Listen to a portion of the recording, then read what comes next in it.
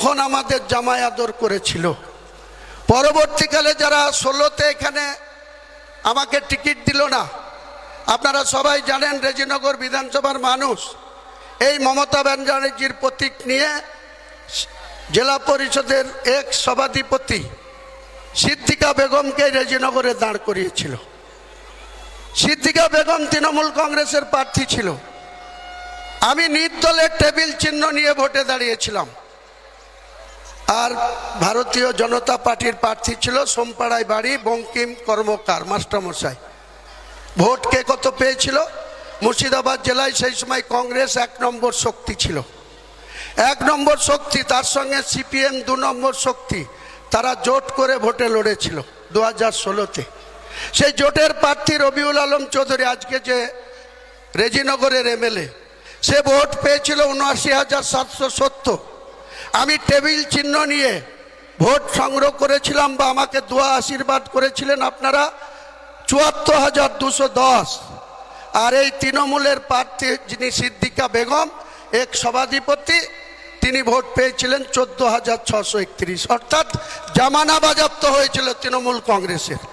বিজেপির তো আরও জামানা বাজেয়াপ্ত হয়েছিল, উনি ৪র্থ স্থানে চলে গিয়েছিল ১০,৩৩৫।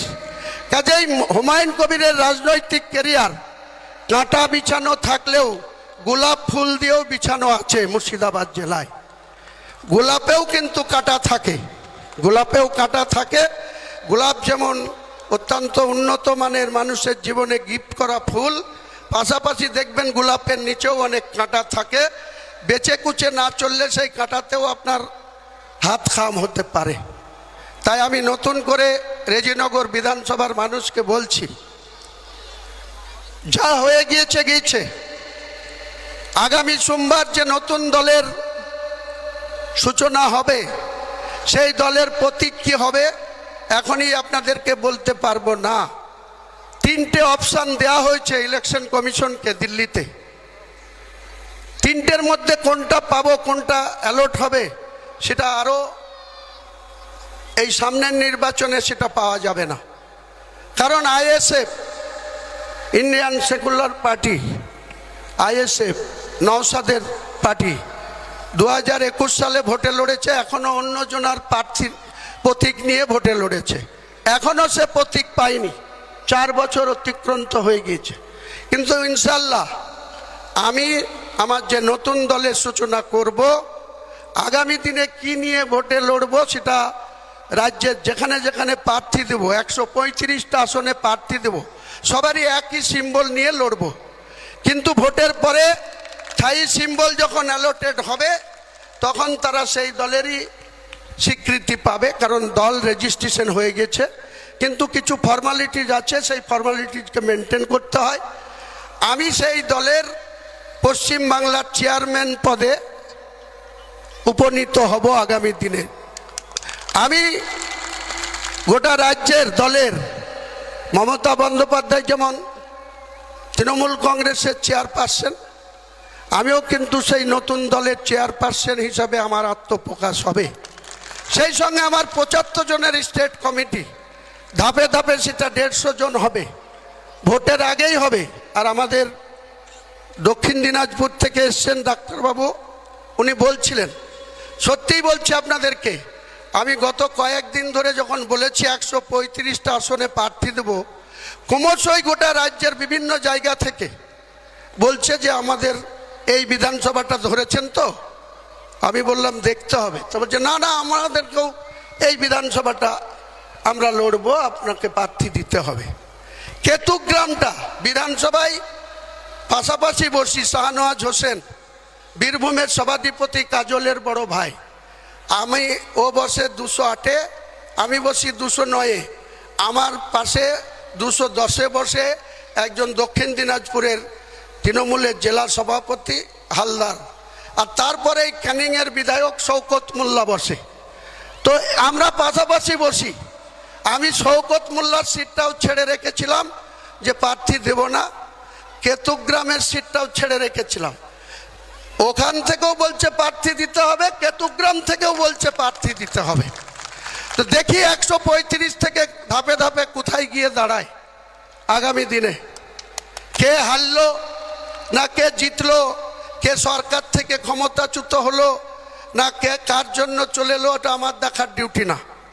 আমার সঙ্গে যে আমাকে বলছে বিশ্বাসঘাতক আমাদের রাজ্যের মুখ্যমন্ত্রী, ওনার মনে ছিল না 2024 সালের লোকসভায় দুটো সিটের ভোট ছিল 5ই মে 7ই মে 2024, মুর্শিদাবাদ আর জঙ্গিপুর, আর বহরমপুর সিটের ভোট ছিল 13ই মে।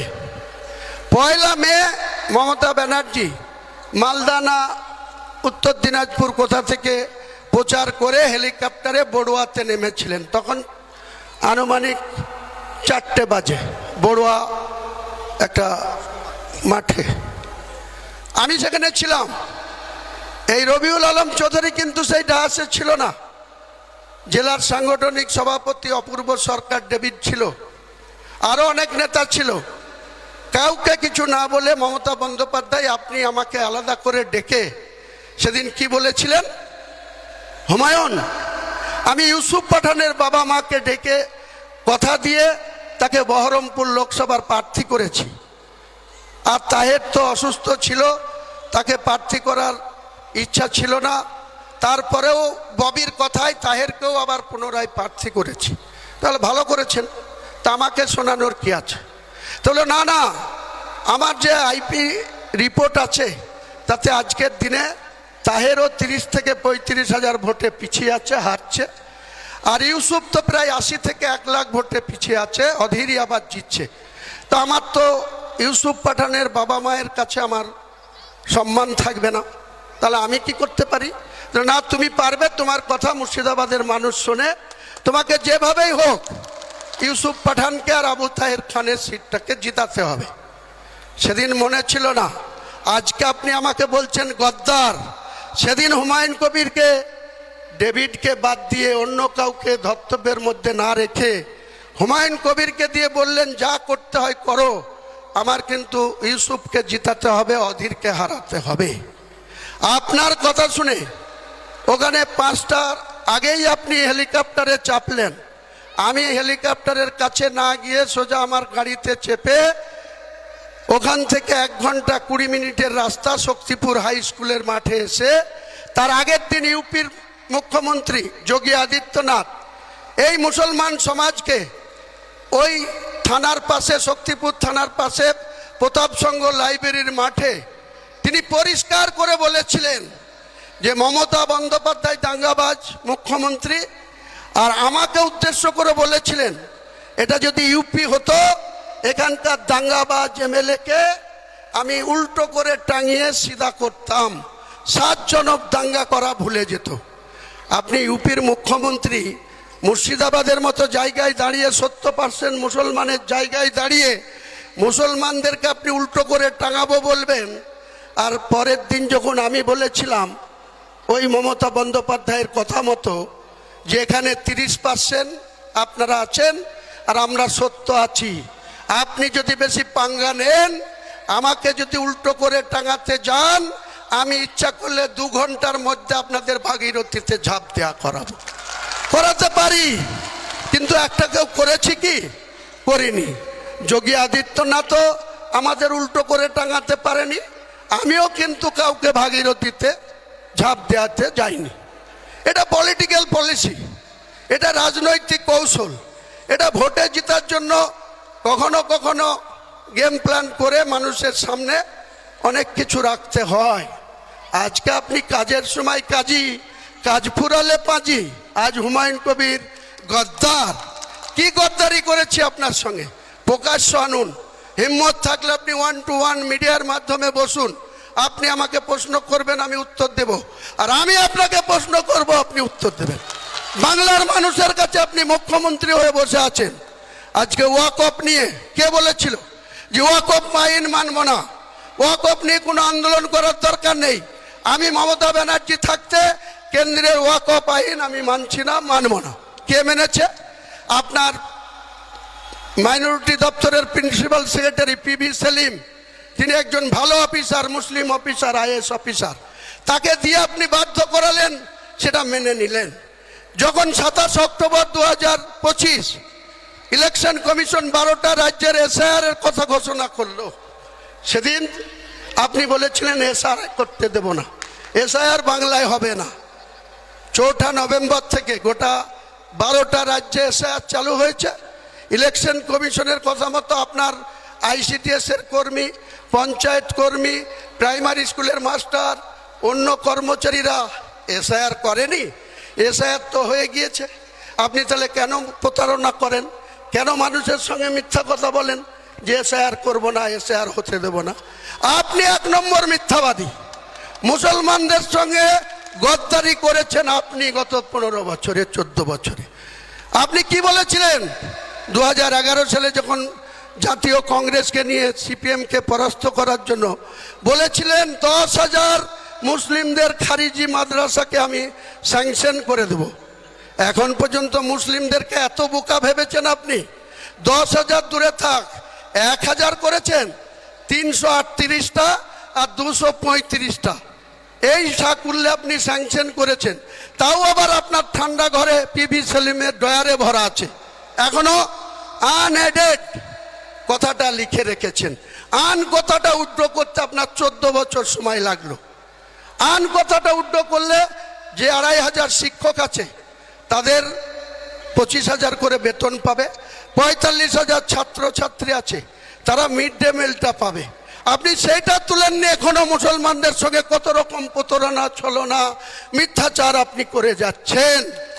আগামী বিধানসভায় বিদায় আপনার অনিবার্য।